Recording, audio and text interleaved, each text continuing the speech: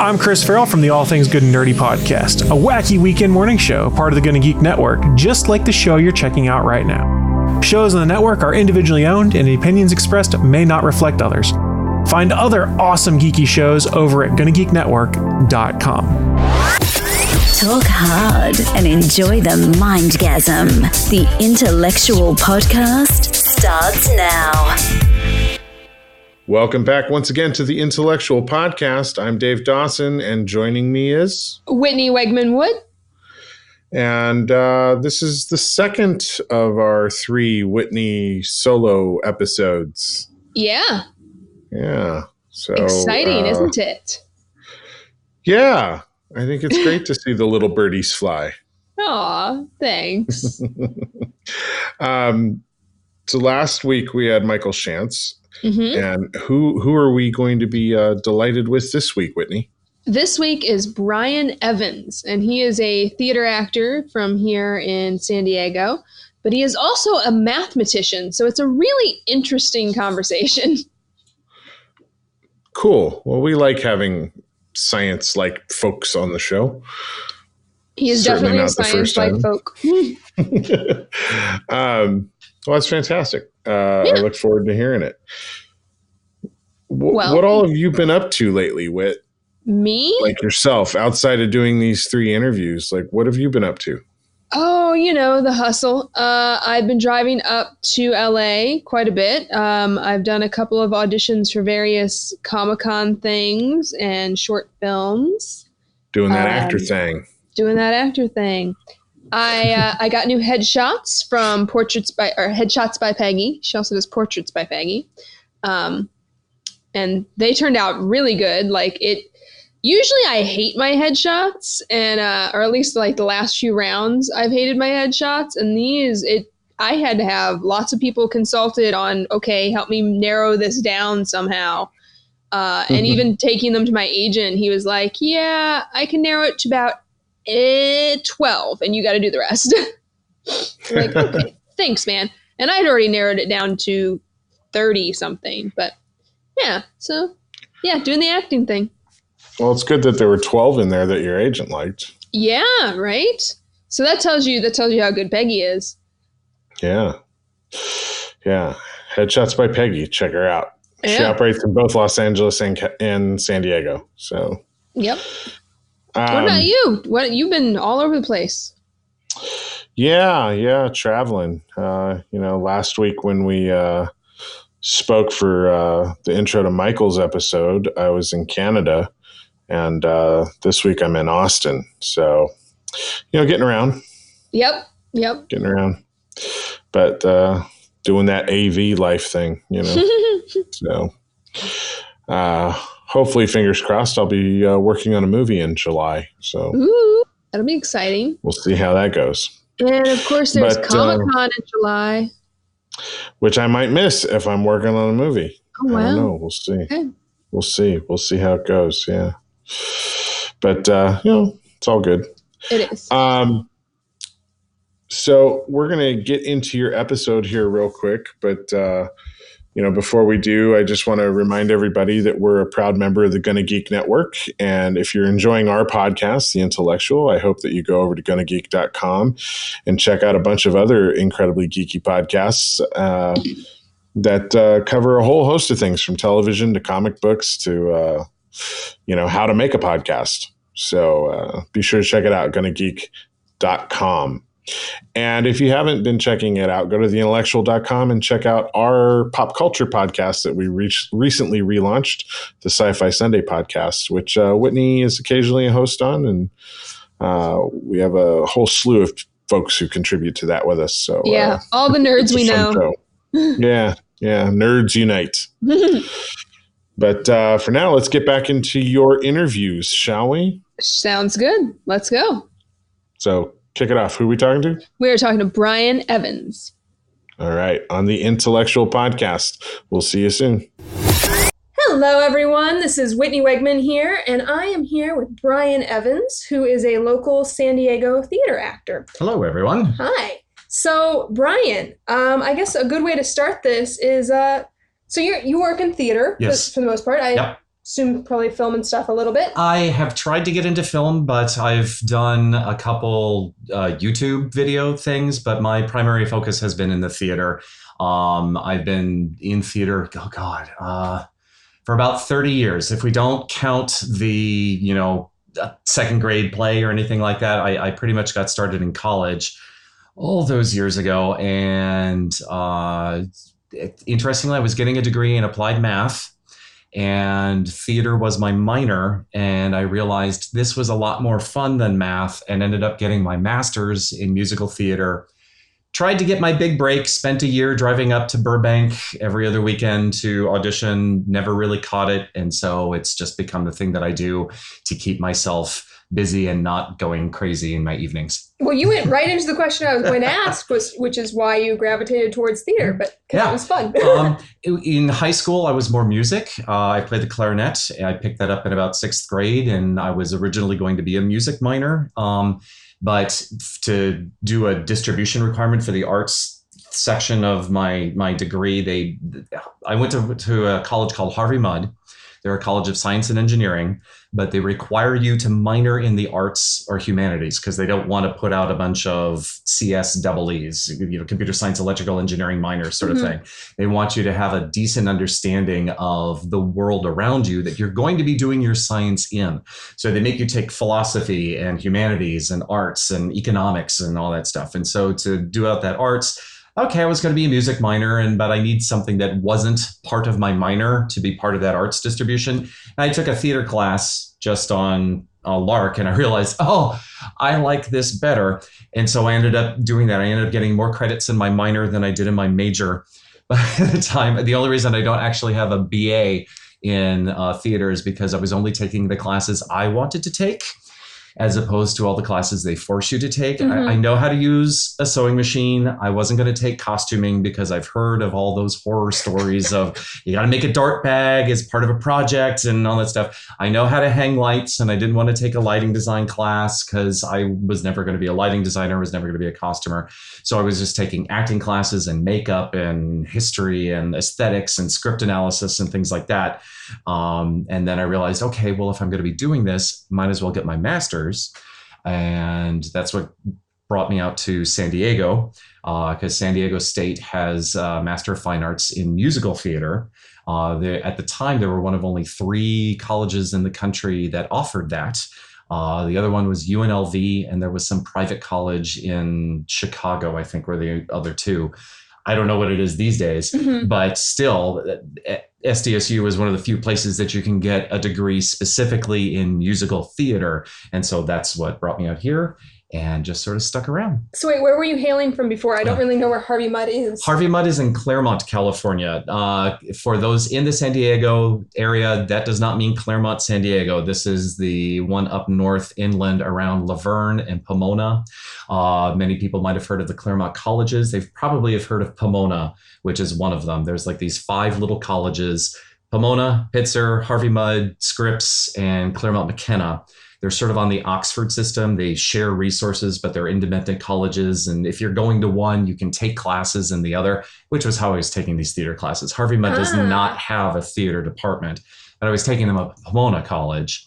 And if you're up to it, you could conceivably double major. And then I realized, nope, that ain't going to happen, because 4 hours of homework a night from Harvey Mudd and then 4 hours of rehearsal.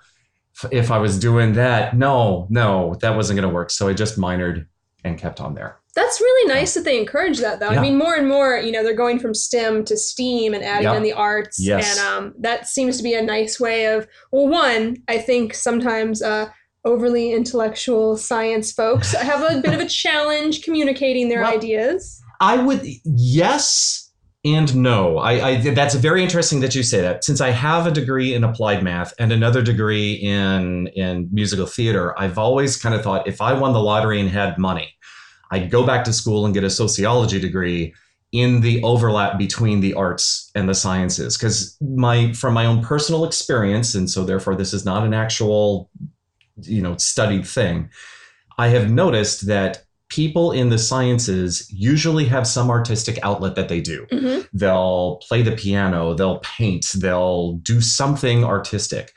The other way is not nearly as common. Artists don't do chemistry or that sort of thing. I mean, they might be kind of interested. It's certainly with the advent of computers. Mm-hmm.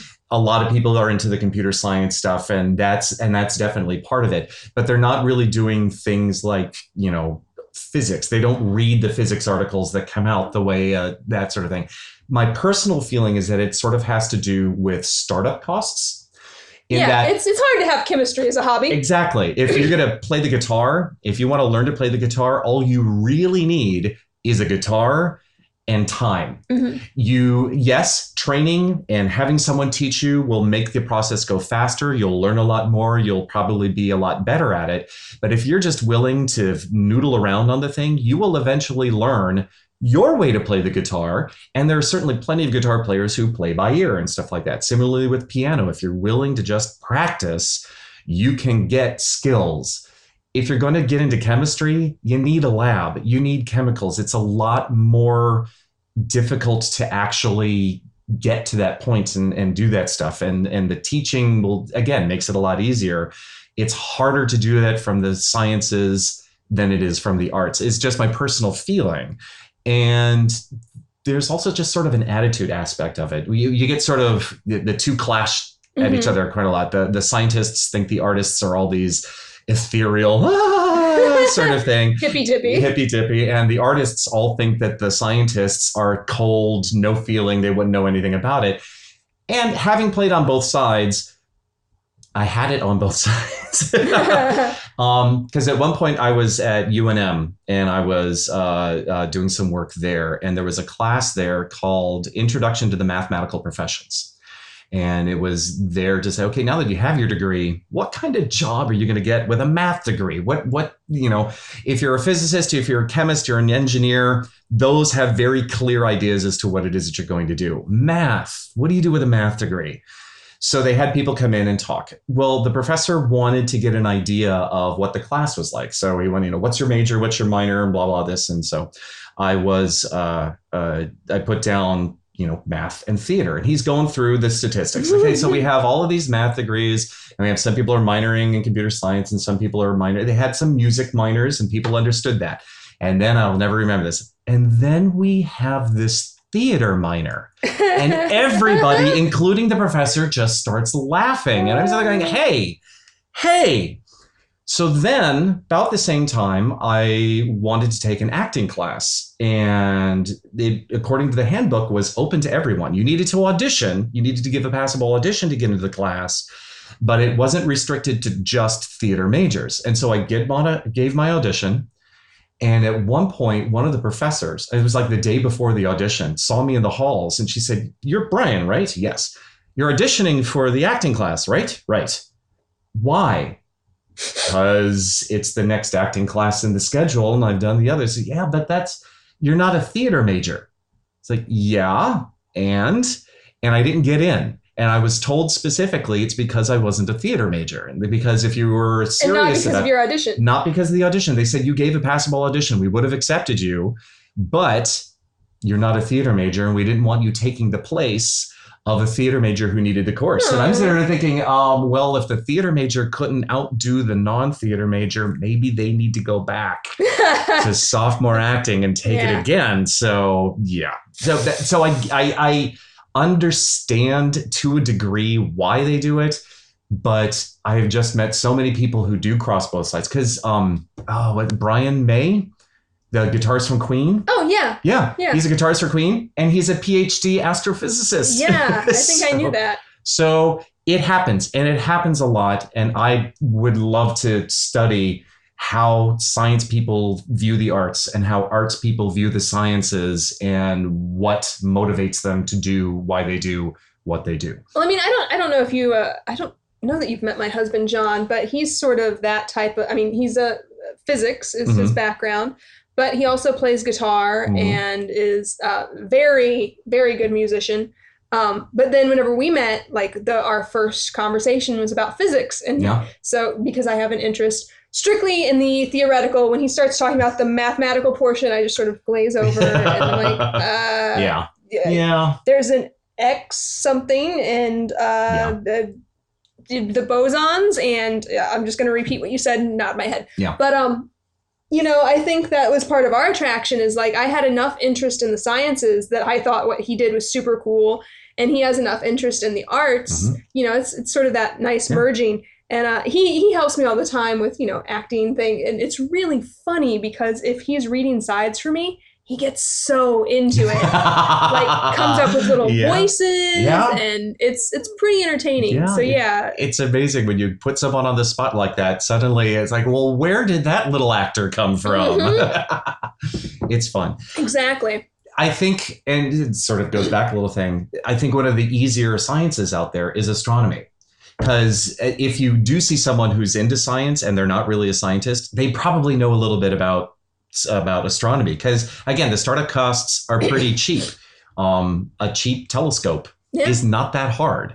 And you just need to be willing to go outside and look up. And most people can go outside and look up. So that's sort of where I'm coming from and why I sort of have these both things. I did a little bit of both and liked them both, and I'm this weird person now. Well, and I can see how it would be pertinent to have both, because if you're making innovative scientific discoveries or creating, new things, new uses for the sciences that we have, you need to have that imaginative side of your brain, right? And certainly the technical aspects of the arts these days are just, oh my God, you deal with lighting designers and being able to deal with how do you deal with your electricity grid and how do you patch these things together? And you may not necessarily be the most amazing electrical engineer in the world, but you know your system and you know how it works and you know how to patch everything together so that everything is going the way it needs to go. And so I have tremendous respect for the technical side of the theater and the science that's involved with it. There's a reason that there are the technical awards for the Oscars, and dealing with that stuff. There is a lot of science in the arts. So I no diss of anybody anywhere. Do what you need to do, and it's amazing, and teach everybody else how to do what you do. Absolutely. So something that you said a few moments back about, coming into Mud and everything. Where were you coming from? Are you a California native? I am technically a California native, but I'm an Air Force brat. Okay. So I'm from everywhere. I was born in Sacramento, but then we moved to Dayton and then Omaha and then Vegas. That was a switch. Omaha to Las Vegas, and then Albuquerque. And then I came out to Claremont to do my undergrad. I went back to Albuquerque and then here to San Diego. And I've been living here in San Diego for, 25 years now. It's the longest I've ever lived in one spot ever in my life. It's weird. I don't understand. So yeah, that's my... Are you still content in living in this one spot, or do you get fidgety when you stay somewhere too long? It's interesting. There are times where I think I got over it when I finally got rid of the last box. I had a box that I had packed up when I moved out here from Albuquerque, and I went into my first apartment when I got here to San Diego, and then it moved to my second apartment, and then into my current condo, and I had never opened it from when I had originally packed it all those years ago. And it finally dawns on me as I'm cleaning out, if you haven't opened this box in 10 years, there's probably nothing in it that you really need. So stop hanging on to it like, well, I'm keeping it packed because I'm going to be moving soon and therefore it'll save me from unpacking it, and just get rid of it. Put your roots down. If you need to move, you move. If Steven Spielberg calls you tomorrow and says, we need you in our next show, if Tommy Tune or Lin-Manuel Miranda says or something happens at the Globe and we're moving to Broadway and, that'd be wonderful, then deal with it then. But for right now, just be content with where you are and do what you need to do to establish yourself here. So it's been fun. When you unpacked that box, was there anything in there that you needed? Oh, God. There were some records, vinyl records, and I don't have a record player anymore. I got rid of the record player. I think I still have the records. I kept them just in case. But it was like, awards from like when I was in second grade, which at the time when I packed them, when I was leaving home for college in the first place, kind of made a little sense. But it's like, So I think the only things in it that were still left, I kept my Boy Scout uniform and my letter jacket which I lettered in band. So marching band and symphonic band. Yeah. And the records. I think that was the only thing I kept in that box. I feel you there. I think I still have my letter jacket, probably at my parents' house. I have a lot of trophies and things. Band and track and theater. No, I had a letter for theater too. Okay, cool. So 3. Yeah. 3 letters. All right. I only had the 1 for band. Yeah. Hey, so you got to have a jacket for it. Though. You can't just have the thing. Oh, see, there's my phone. And now what we're going to do is take pause for a brief moment and say that I don't care about this phone. Ring, you're muted and all that stuff. And we're going to, there we go. Aha, there we go. There we go. Sorry about the interruption, folks. We're clearly doing this at my home, and I left the phone on for some reason and didn't realize that. So, yeah. No worries. We can edit it. So you moved out here from Albuquerque. Yes, in 94. And you moved out here for a mathematics job? For grad school. For grad school. So I was going to SDSU to get my MFA in musical theater at the time. It was headed by Paula Kalustian, Rick Seamus, and Terrence O'Donnell. They were the 3 big ones of the musical theater department. At the time, Paula ran she was the artistic director of the theater in Old Town. Which is now Signet's home. She has since stopped. And that was one of the things that really, I didn't quite realize this at the time. USD, their Master of Fine Arts in Acting, is connected to the Old Globe. Okay. And so if you're one of their students, you will be performing at the Old Globe. Not necessarily in the great big Old Globe shows, but they will have their master stuff that goes on. And since everybody's there, you might get put in as, a minor role for the Shakespeare thing that goes on, or if they need other people, because they have hey, we need someone to fill out this role. Well, we have a troupe of actors who are here all the time, and we don't have to pay them housing, so we'll put them in there. UCSD, their Master of Fine Arts in Acting, is connected to the La Jolla Playhouse. Same thing. So is San Diego State connected to the theater in Old Town? No. Despite the fact that the head of the musical theater department is the artistic director of the theater in Old Town at the time, they were not connected. They were not connected with any theater at the time. And since you needed an internship, it's like, okay, we really are out on our own to try and find what it is that we're going to do. I was very fortunate at the time. The Royal National Theatre in London was having summer acting coursework and stuff. And so I auditioned and I managed to get in, and I got to work with Fiona Shaw and actually, was it Helltuck? No, not Helltuck. Sorry, I have this poster of a theater show that I saw when I was there, but I forget his name. But all these people that work with the Royal National in London, that we were dealing with this with their summer acting program, but there was no local thing. I think they're connected to the San Diego Rep. It's either the San Diego Rep or the San Diego Musical Theater. I think they have a connection now to an actual theater, so that they say, oh, we need actors or people who can sort of push it there. But at the connection time, to something. Professional. Exactly. And there wasn't one. And when I was there, it was like, ugh, anger and hostility. But, too late. Those things happen. Yeah. So you got to study in London for a summer? For a summer, yes. How was that? Oh, that very expensive, both for the cost of the program and just living in London at the time. They had a little hostel that they were putting us in, so they gave us room and board. But London is not cheap. New York is not cheap. Anywhere you would do this, it would not be cheap. But it was very intense. It was all day. But the big story that I had out of it is that Alan Rickman ran into me. I did not run into him. He ran into me. We were going to see, I think it was Richard II with Fiona Shaw playing Richard. So it was either Richard II or Richard III. I forget which one. But she was playing it. But it was happening right after the coursework ended for the day. So there's no time to get any food. You have to immediately go from the studio where we're doing our work to the theater and get in there. During intermission, I am standing in line at the concession line to get a sandwich and something because I haven't eaten since lunch and it's now 9:00, when suddenly I feel someone run into me from behind. And I hear a very British voice say, "Excuse me," and wander off. And as I'm sort of picking myself up off the floor, one of the other students is there and says, "Oh my God, do you know who that was?" I said, "No," because I was the one he ran into. And I said, "That was Alan Rickman." Now, this was 1995. So this was long before Harry Potter and all the wonderful things. And so my first reaction was, who? Die Hard. He was the bad guy in Die Hard. Hans Gruber. And it's just like, oh, Alan Rickman ran into me. So that's my, and the other nice thing, this is a wonderful acting exercise that we did while we were there. And Fiona Shaw taught this to us. So anybody out there who is doing acting classes, if you are leading it, or if you're taking one, you have one, suggest this to your teacher. She had us break up into pairs.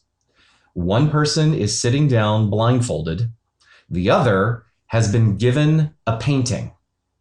They need to describe the painting to the blindfolded person without using any words.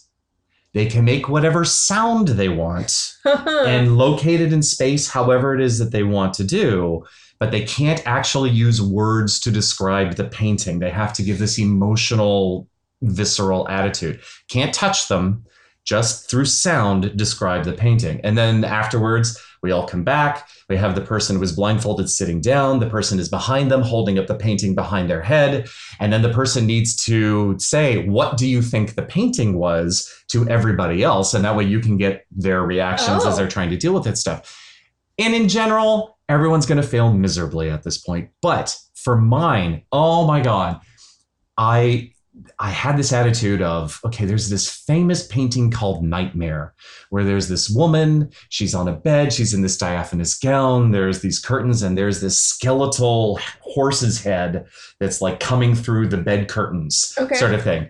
But I know you wouldn't given us a famous painting, so I know it's not that. And Fiona's like, yes, go on. So tell us what you think it is. Since you know it isn't that, what is it?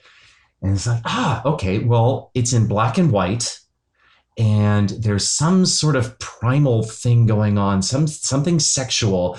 There's a bed. I can't get this bed image out of my head, and there's people, and it's at night, and I'm looking at everybody's eyes, and they're just getting wider and wider and wider. And after I turn around, and indeed, it wasn't Nightmare, but it was this picture, this black and white picture, very diaphanous, of this couple that were on a bed, possibly in Congress. You really couldn't quite tell, but because of the gauze and the curtains and the window and the moon at night, and everyone's going, oh my God, how did you do that? And it's like, yeah, but he's the one who was making the noise. And she pointed out, yes, but you were the one who was listening. And you figured out what it was that he was saying, and you got it through. So I think that's an amazing exercise to do on how to listen. Yes, it's also good for how to communicate, but it's also just as good on how to listen to your scene partner and what they're doing, and figuring out their intentions and their emotions behind their delivery, so that then you can react to it appropriately. So, do you remember what the noise was? The noise, he was doing things like sort of thing. So I'm saying there's some sort of sex thing on there, and I don't know why I thought it was at night, but because this was like 20 years ago. But yeah, it was amazing. It was he did an amazing job of describing it, and the fact that you felt like it was black and white. Yeah, and those sorts of little things, because he wasn't doing very colorful sounds. It was very muted, closed type of stuff. So if it wasn't necessarily black and white, it was in and intimate. It wasn't loud and broad and out to the world. It was in and internal. And those things happen. And so even if it weren't in black and white, just the shadow cast might have made it more of a sepia tone or something like that. So something muted color. Yeah. Yeah. That's a fascinating exercise. Yes. Everyone should try it. Is that, does that come from a specific school of theater? Yeah, like technique, or is that something that she came up with? I don't know. Off the top of my head, I don't know. I think I still have my notes from because I had to do the report for my internship. I might be in my notes somewhere, but I don't have it. So, but I've never seen anybody else do it. And I've done some Meisner, and I've done a lot of Stanislavski and stuff like that, and I've never seen anything like it before. So it was Brit. She's a brilliant actress, and everyone should watch what she does. She's one of my favorite actresses. That's really neat. Where is she now? Fiona Shaw. She's still in the UK. Oh. She is currently doing Killing Eve. Last I saw her, she is the MI6 head who hired Sandra Oh's character of Eve Plastry. So she's doing that. What else she's doing? Well, it's British TV. They do 7 episodes and then they take a year and a half off. Right. And then they'll do another 8. In some sense, I kind of like the way that the Brits do that, is that we're going to create a story and it's going to have however many episodes we need to tell that story. And we're not going to pad it and we're not going to do that. We're going to, try and have somewhere around 8 or so. And then that's it. And then we're going to go off and we'll figure out another story. And once we get a good story, we will then write it to however many episodes we need it to be. And we'll hopefully have everybody come back and do it. And so I kind of like that as an attitude for doing story. It's a lot more serialized movie than necessarily television. Well, so now that there's all this streaming, there are actually shows that are starting to do that. I think of Mindhunters. Did you ever watch that one? I'm unfortunately not on any streaming services. So I hear about them. I want to see them. Things like Sense8 and Black Mirror, I think is kind of like that. Yeah. So, yeah. Yeah. So Mindhunter, what was fascinating is episode to episode, it's different lengths. Like some of them are 40 minutes. Some of them are an hour 10. Yeah. It's just however long they needed. And they don't really adhere to a 60-minute serial drama. I'm like, okay, well, good. And yes, I think that's a very smart way to do everything. Not everything has to be that way. Yeah. Because episodic television works. There's a lot of really good episodic television out there.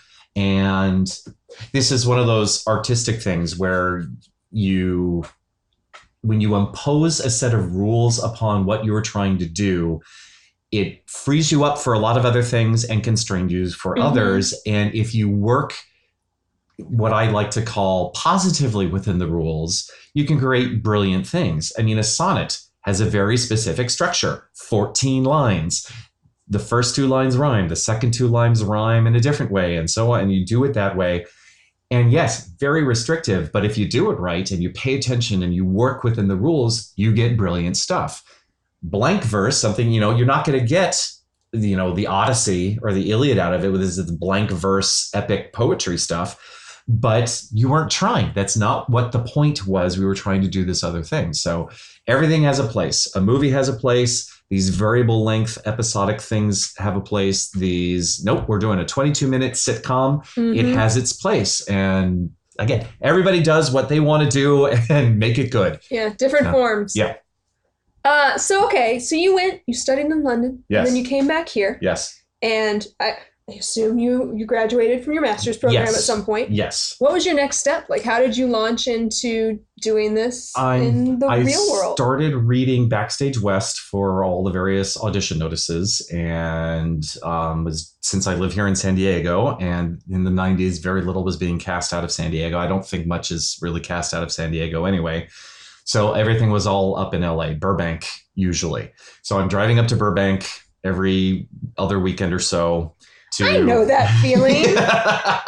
To get up there and you do your little call. And unfortunately, I wasn't equity at the time, since San Diego State is not affiliated with any professional theater thing. It's not like you're going to walk out of there with your equity card from having gotten that sort of thing. And so I'm not equity. I'm doing all the non-equity stuff. And it was the same thing almost every single time. One of the nice things about getting an MFA is that you have this huge repertoire of songs that you can use for a musical theater audition. And so you take a look at what it is that they're dealing with. So they're casting Whistle Down the Wind, Andrew Lloyd Webber's new musical at the time, Whistle Down the Wind and stuff like that. So I go in there and I can think, okay, well, if this is the story breakdown and this is the character breakdown of what it is, what song that isn't from the show could I sing that embodies that sort of thing? And with you, I have this huge library of music that I can deal with. So I'm pulling all this stuff out. I go and I sing my 16 to 32 bars, and almost always they'd say, I've never heard that song before. What's that from? And they're getting into it. There's like, and at one point I did an Irving Berlin song. I think, was it Snooky Hookums? I think it was either Snooky Hookums or the Funnies. I can't remember which one, but it was this Irving Berlin song. And the auditioner's like, I thought I knew Irving Berlin. You say that's an Irving Berlin song? Yes, it is. It is. I thought I knew every Irving Berlin song out there. I don't know this one. What is it? And so we're doing this back and forth. And I'm thinking, yes, this is wonderful. Can you wait outside for just a couple minutes? Sure. And I go outside and I sit a couple minutes. And after a couple minutes, they come out and say, thank you very much. We'll let you know. What happened? What happened in those 2 minutes when I wasn't in the room that changed you from we love him to we never want to see him again? and it was just about a year of that, of going up and not getting called and not getting called and not getting called. And it's like, okay, well, I need a job to pay the bills, especially if I'm going to be driving up to LA all the time. And I just did not want to move to LA.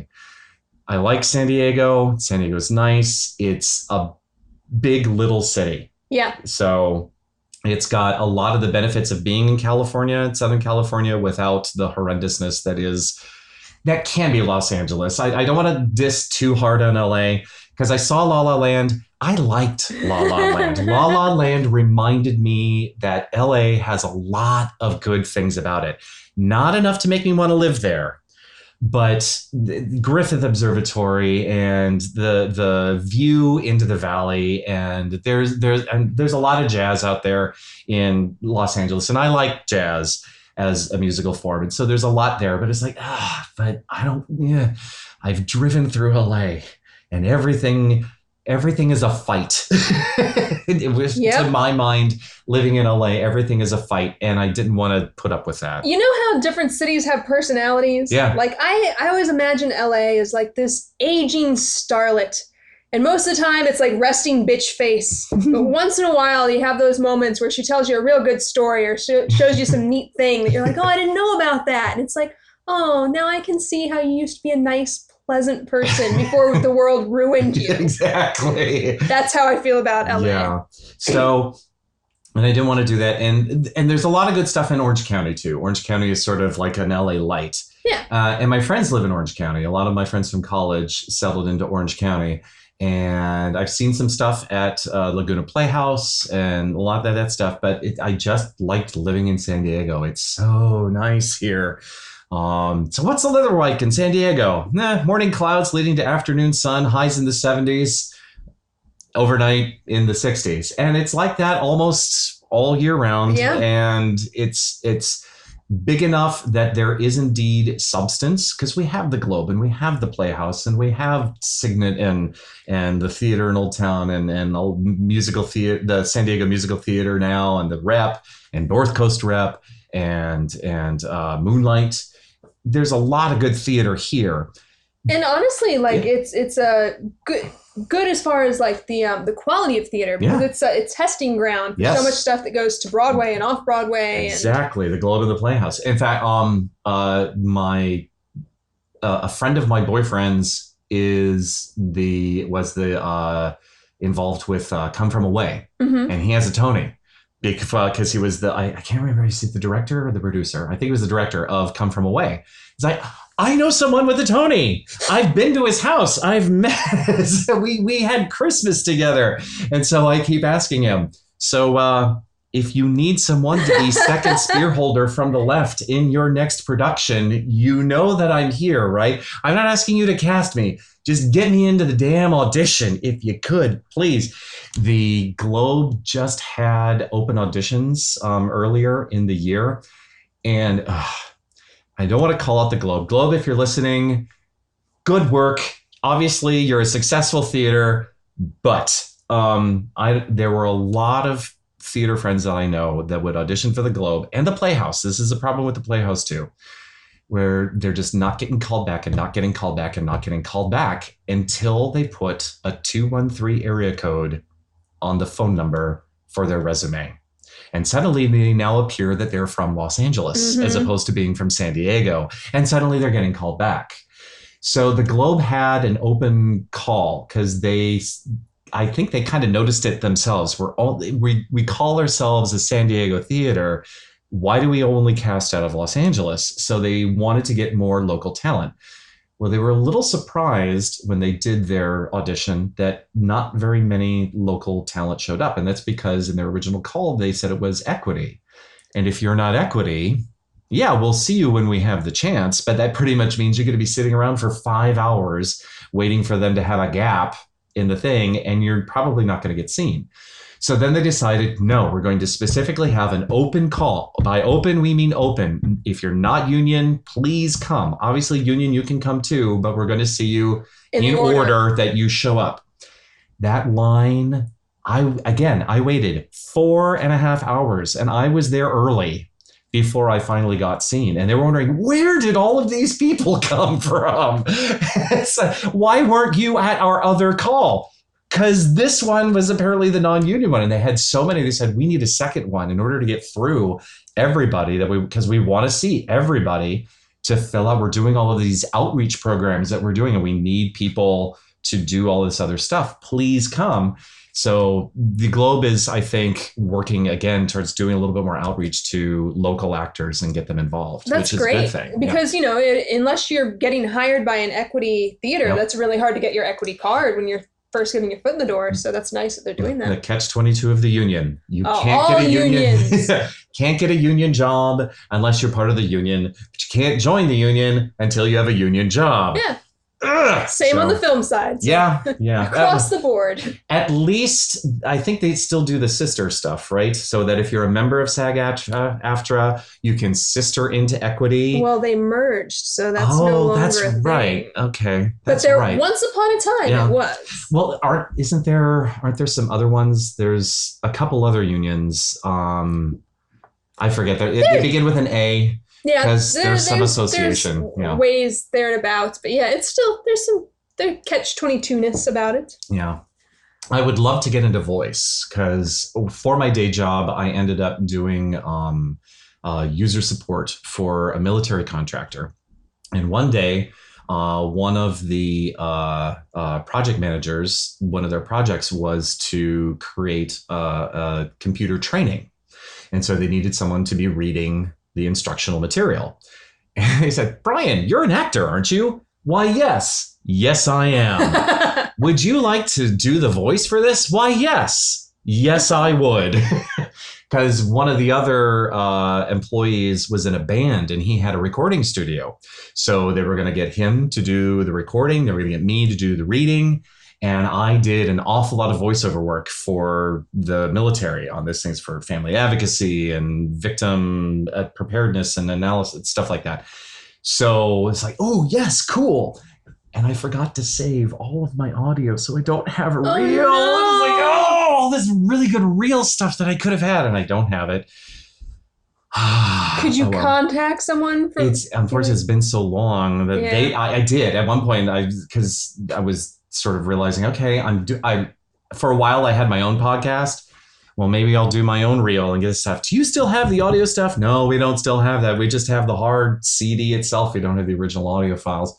So I'll figure it out. I'll put together. I may ask you, how do I put together a voiceover reel? And you might help me. I know many a person who can help, actually. Okay, cool. and nicely, so with this podcast, we've had this fortunate experience of a lot of times when people come on and they talk about like what their desires and wishes are, it just comes to fruition because it gets out there in the universe. Yes. So right now, we're saying out there to the universe, you want to get into voiceover, people who are listening, who are involved with voiceover, listen to the beautiful timbre of this man's voice. Yes. You know that you need him for your next commercial. I can do the radio voice if you need me. And I can also do, crazy stuff. And I don't always have to talk directly into the mic. So, so we're putting it out there. Yes. It's out there in the universe. So, wow, okay. We've been talking a lot about the process and how you got into this. So here we are 25 years later. Yeah. You've been living here in San Diego. What's in your near future, recent past? What have you been up to? I just closed a production of The Fantastics at Point Loma Playhouse. It was the second and a half time that I've done this show. It was a little odd. The first time, due to some interesting shenanigans, and there's a story there that I don't particularly want to get into now. If anybody really wants to hear it, they can ask me. I had the part and then it was rescinded Not from anything that I did. Just to let it, I wasn't like a bitch to the director or the producer or anything. There was some external things that happened, and suddenly I was no longer cast. So I was like, okay, fine, I guess. And then I did it about a dozen years ago at Coronado playing El Gallo. And then just now, we just closed literally yesterday. The second was yesterday. Yes, yesterday was the second for Point Loma, where I was playing Bellamy. So I'm sort of slowly making my way through the men in the part. All the roles, yeah. Coming up next is I'm doing 2 shows at once. It's so nice that Fantastic's closed because I was doing 3 at once. I'm doing The Wizard of Oz up at Patio Playhouse in the summer, their Kit Carson series, where I'm playing the wizard. And then right after that, I'm doing Little Women, playing Professor Bear, again in Patio Playhouse in their summer series.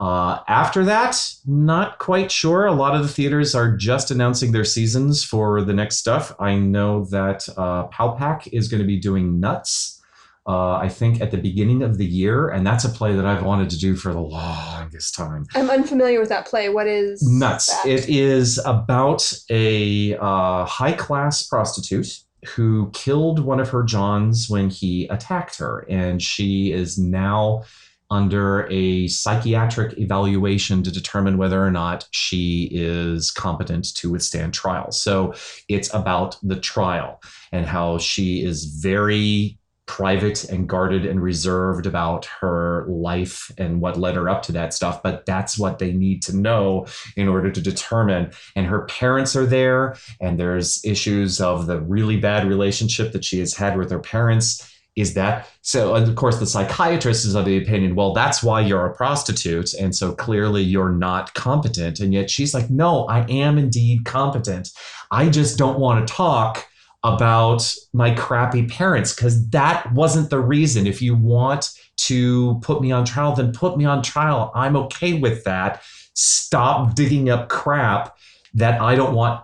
It's that play. And of course, her lawyer is very frustrated with this because he's trying to advocate for her, but she is refusing to give him anything to advocate. And her outbursts in the court are not helping her process. So they made a movie of it with Barbara Streisand and Richard Dreyfuss. Okay. Those were the 2. And the parents were Carl Malden and I think Maureen Stapleton. So they had a lot of powerful stuff. It's a great movie that they made out of this.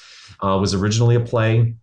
Powpack, please consider me. Obviously, they haven't even auditioned for it yet. It's way in the future. But keep me in mind. I can do this. OB Playhouse, I was last Halloween last year, when they were doing the Rocky Horror Show. I was playing Eddie and Dr. Scott. Oh, nice. They're going to be reviving it in January. So depending upon how things go, I might be in this grand run of one show to the next one to the next one. And you, thankfully, just helped me to record an audition for the Diversionary for Head Over Heels. And hopefully we'll get that all edited together and submitted off. And that's not until next year as well. So there's a lot of stuff planned for next year. As for what's coming up, it's you read the trades, you see what's available, and you submit yourself for audition. Well, that is not a short list that you just rambled off. I mean, you said that you went from having 3 shows, now you're in 2, and you're doing all these auditions. That's, you live in the life, man. You gotta hustle. In the life. Hustle. You are a good hustler.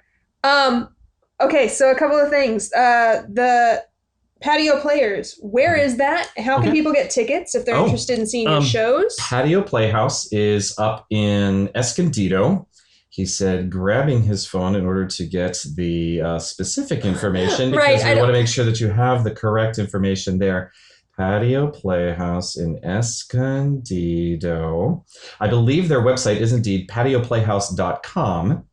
And they're on Facebook, of course. And come on. And how long do those shows run? We'll start there. So they're short. The summer series is only like 3 bits. So why? It's okay. We can add it as a link if you need to. So there's only going to be there for a few weeks at a time. So it's like 3 weeks for Wizard of Oz. and then 3 weeks for Little Women. Wizard of Oz is from July 12th through the 27th. Okay. It plays Thursdays, Fridays, Saturdays, and Sunday evenings. Sunday is not a matinee because it's an outdoor theater. And obviously we can't do it until it gets dark. They all start at 8 o'clock. Little Women runs August 16th through the 31st. Again, it's Thursday, Friday, Saturday. We open on a Friday, but other than that, and let's see here. So if you go to patioplayhouse.com, they'll have information. You can get tickets there. All right, as well. awesome. Now, what about for you? What if people just want to get a hold of you for whatever? They want you as a voiceover performer or... There's a couple ways to do that. I, as a side project, run the theater database for San Diego. It's something that I have just started up. It's kind of an IMDb for the local theater scene. The idea is that if you want to find out who was in a play that you just saw, who directed it, who was in the orchestra, who was the lighting designer, who did the costumes and stuff like that, that is TDB, Theater Database, the number 4, SD for San Diego.com, TDB 4sd.com. You can reach me there, Brian, BRIAN, at tdb4sd.com. And if you send that, that's probably the easiest way to get a hold of me. And I will be happy to do whatever you think. There's, various 48-hour film festival things and stuff that there are. If you need someone with, at this point, longer hair. They need the longer hair. I needed the longer hair for Fantastics. They need the longer hair for Wizard of Oz. It's probably going to get cut for Little Women. But I'll be happy to do whatever it is that you want. Also, as a plug for myself, I do music transcription. If you are a musical theater person and you need to cut your song down to 16 bars or 32, send me your music. I will make it as an actual cut. If you need it transposed into a different key, I can do that as well. And that way you can then give it to your accompanist who's at that audition, rather than having 14 pages of music and you're saying, we're only doing this little bit. And so we're hop doing to here and hop to here. Hop to here and hop to here. This way you can give it to it as 1 or 2 pieces of music that they just start at the beginning, play through to the end. They don't have to do any page turns. Your accompanist will love you for this. So contact me. I have very reasonable rates at about $5 a page until suddenly I get flooded, and then it'll have to be more than that. But yeah, if you have done theater work and you need to get into the database, contact me there and let me know about your show. I'm only doing theater. I don't do movies or YouTube videos or anything like that. That's, IMDb has that domain covered. Yes, that's IMDb. You do all that sort of stuff. But if you're a theater person, let me know. We'll get you into the base. Where hopefully, as I start programming more and more into this, we'll get things like bios. So you can have your headshot, your bio, any upcoming stuff that you're getting in there, so that it becomes more and more like a true database of the local theater actor scene. I want to hear more about this. What made you think of this idea, and how in the heck did you even start? Okay. Well, unfortunately, my day job contract ended. This contract that I was working with the military, the budget got cut by 60%, and they laid off almost everybody. And alas, despite the fact that I was the most senior person at the company, I was one of the ones that they let go. So I've been looking for work, and I decided, well, I do all this technical support. Why don't I learn how to actually design the website that I'm supporting? So I took a class in JavaScript coding, a boot camp, full stack web development. And we got to the final project where this is sort of thing. And I had this idea for, hey, this will combine kind of like what I did before, my science and my arts, put them together into something that's useful. Unfortunately, the other people were not in the team, did not particularly want to do that as their final project. So we didn't. But after we were done, I said, well, I have all this coding stuff. Why don't I code it together? It can be something I put in my portfolio when I'm looking for a day job and people say, oh, you do web design? Do you have something you can show us? Why, yes. Yes, I do. So at the moment, I've got like 1,000 people in there already. And about 50-ish productions that are in there. And I've got Patio Playhouse. Thank you very much for dumping all of your programs on me so I can get this information into the system. And that's sort of where it came from, is like I wanted to have something that I could do outside of theater that was connected to theater. And hopefully the thought was, well, if I can get enough functionality into the system that people might consider subscribing. For example, if you're going to be an actor and you want to have your headshot in my system, we could have a subscription process for that. Something a friend of mine came up with, what I thought was a really good idea, would be like a lending closet for the theaters. If you're a theater and you have, say, a 1940s vintage wheelchair that you're willing to loan out, and another theater is doing a production of Annie where we need to have FDR in a 1940s wheelchair. Oh, they have this. You could come to the database and find out what are theaters willing to lend and establish that. Well, and that would be on par with like the IMDb professional subscription where you could be able to contact those Exactly. folks. And then it would hopefully be something where I could do it securely, where you wouldn't have to give your direct contact information. We can do it through the site. So that way we can help protect people from scams and things along those lines, where if, someone, when you give your email out, that means people can contact you. So given that theater is filled with, alas, not so nice people, they do indeed out there. As an actor, you need to be very careful about how you present yourself to the world. You want to make sure. That's why there are these people called agents, where if you want to contact your theater person, contact their agent, and they can sort of establish being the middleman for that. And this would be sort of a way to help protect that as well, is that, yes, you can put your information on the site, have a way for people to contact you without giving them your phone number directly, so that icky people call you at 2 a.m. Yeah, exactly. Bad things. So, well, man, that's a great idea. Yeah. Hopefully it takes off here in San Diego and maybe expands to even more theaters. Orange County, LA, Seattle. Regionally, and then eventually like the whole country. Well, there is the Broadway database. There is already the IBDB for Broadway. And then that's also sort of where I got the idea, because they're doing a very similar thing. But that's, at least from what I've been able to tell, is just mostly informational. It's sponsored by, I think, like the Theater League. And so they're the ones that are paying for it.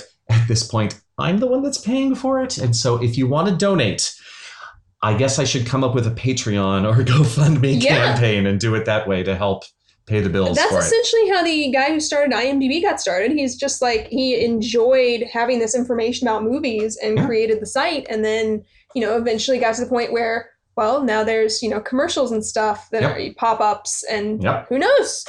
Who knows? And now the world knows about it. So if you want to sponsor the page or be the first commercial on the page, Brian at tdb4sd.com. All right. Well, we are getting to the end of our interview. Brian, it was so great talking with you. Thank you so much. Thank you for having me. Hello there, citizens. I am the terror that flaps in the night. I am the floaty that will not flush no matter how many times you try in the toilet bowl of crime. I am Darkwing Duck, telling you, please, talk hard and enjoy the mindgasm. Whatever the heck that means. After all, you are watching Intellectual Podcast with your ears.